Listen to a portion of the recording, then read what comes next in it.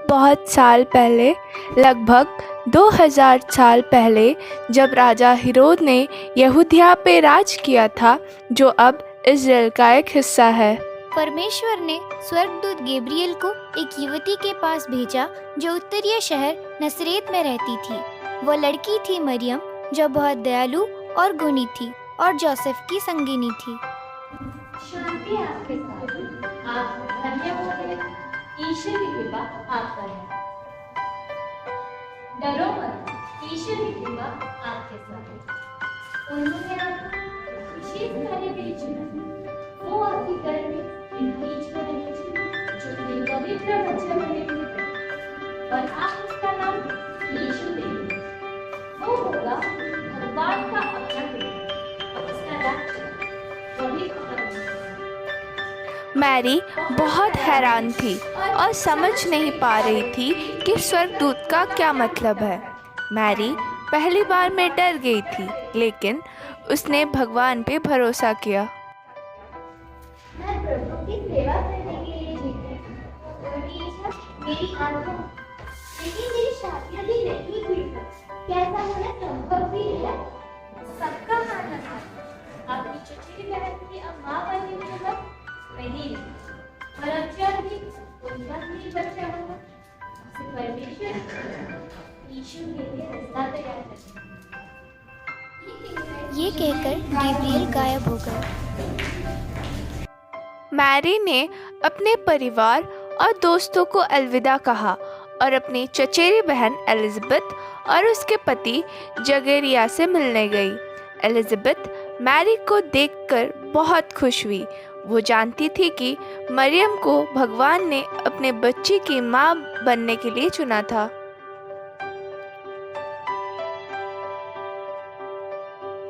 एक स्वर्गदूत ने जगरिया को पहले ही बता दिया था कि एलिजाबेथ का एक बच्चा होगा जो यीशु का स्वागत के लिए लोगों को तैयार करेगा। मैरी एलिज़ाबेथ के साथ 3 महीने रहती है और फिर अपने घर नाज़रेत लौट जाती है। जोसेफ चिंतित था जब उसे पता चला कि मैरी शादी से पहले एक बच्चे की उम्मीद कर रही थी। क्या मुझे शादी छोड़ देनी चाहिए?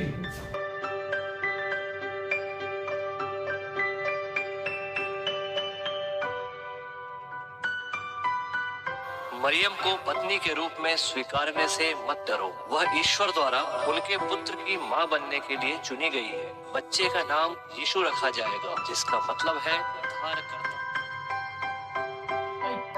जब जोसेफ उठा तो उसने वही किया जो दूत ने कहा था। सभी लोग अपने शहर वापस लौट जाएं, जहां उनका परिवार मूल रूप में रहता था, और एक जनगणना के लिए अपना नाम दर्ज करें।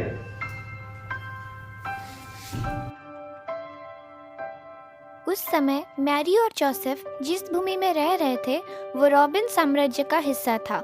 रोमन सम्राट अगस्टस सभी लोगों की एक सूची रखना चाहता था, ये सुनिश्चित करने के लिए कि उन्होंने अपने करों का भुगतान किया कि नहीं। मैरी और जोसेफ ने नाज़रेत से बेथलेहम तक लगभग 70 मील लंबी दूरी तय की, क्योंकि जोसेफ का परिवार वहीं से आया था। मैरी का बच्चा जल्द ही जन्म लेने वाला था।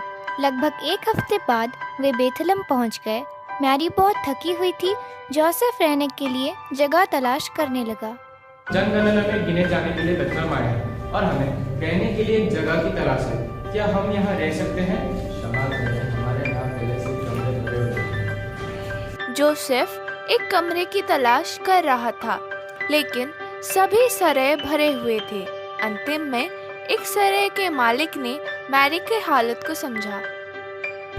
क्या हमें रहने के लिए एक कमरा मिल सकता है? कमरा तो नहीं है, पर आप भोजशाला में रह सकते हैं। बहुत जल्द ही मैरी के बच्चे के पैदा होने का समय आ रहा था।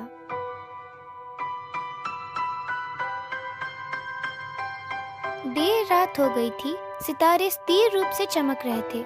आखिरकार मैरी का बच्चा पैदा हुआ।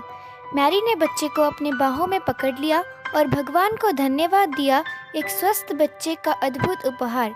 उसने उसे रखने के लिए उसके चारों ओर एक गर्म कपड़ा बांध दिया। मैरी के पास बच्चे को लेटाने की कोई जगह नहीं थी, इसलिए मैरी ने उसे नरम सूखी घास पर रख दिया। मुलायम घास ने बच्चे के बिस्तर के रूप में काम किया। जोसेफ और मैरी ने बच्चे का नाम बताए अनुसार ही रखा। जीसस। उसी रात बेथलम के एक अलग हिस्से में चारवाहों का एक समूह भेड़ बकरियों के झुंड को देख रहा था। चारवाहे नीचे बैठ गए। अचानक एक शानदार रोशनी के साथ एक स्वर्गदूत दिखाई दिया। वे बहुत भयभीत हो गए। क्या है वो?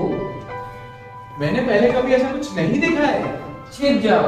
नहीं, ठहरो, परी हमें कुछ बताना चाहती है। डरो मत, मैं यहाँ एक महान और आनंदपूर्ण प्रेरणा की घोषणा करने आई हूँ। बेथलेहम में एक उद्धारकर्ता का जन्म हुआ। एक उद्धारकर्ता जो मसीहा और राजा हो। जाओ, उसकी तलाश करो। तो किसी दुर्शाल में इस कमरे में लेटो। ऊंचाइयों में परमेश्वर की महिमा रहे। परमेश्वर को प्रसन्न करने वालों का उद्धार हो और शांति मिले। चौरवाहे आश्चर्यचकित थे कि वो क्या देख रहे हैं। स्वर्गदूत के चले जाने के बाद वो उत्साह में बात करने लगे। हमें बेथलेहम जाना है। हाँ, हमें उस उद्धारकर्ता को ढूंढना होगा जो पैदा हुआ है। पर कैसे क्या हम उन्हें ढूंढ पाएंगे? जब परी ने हमें बताया है, तब हम अवश्य ही उसे ढूंढ लेंगे। चारवाहों ने अपनी भेड़ें छोड़ दी और उस पवित्र बच्चे को ढूंढने बेथलेहम की ओर गए। कुछ देर बाद उनको वो बच्चा मिल गया। जीसस को देखते ही वे उद्धारकर्ता की पूजा करने के लिए अपने घुटनों पर बैठ गए।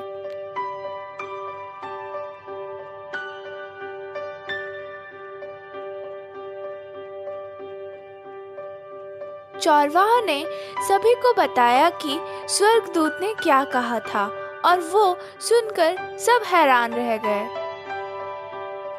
जब जीसस का जन्म हुआ तो आकाश में एक चमकीला तारा दिखाई दिया। कुछ समझदार लोगों ने उसे देखकर एक मसीही के जन्म का अनुमान लगा लिया और तारे का पीछा करते करते जीसस के पास आ पहुंचे। वे जीसस को देखकर बहुत खुश हुए। उन्होंने अपने उपहारों की पेशकश की और नीचे झुककर उनकी पूजा की। ये थी जीसस के जन्म की कहानी।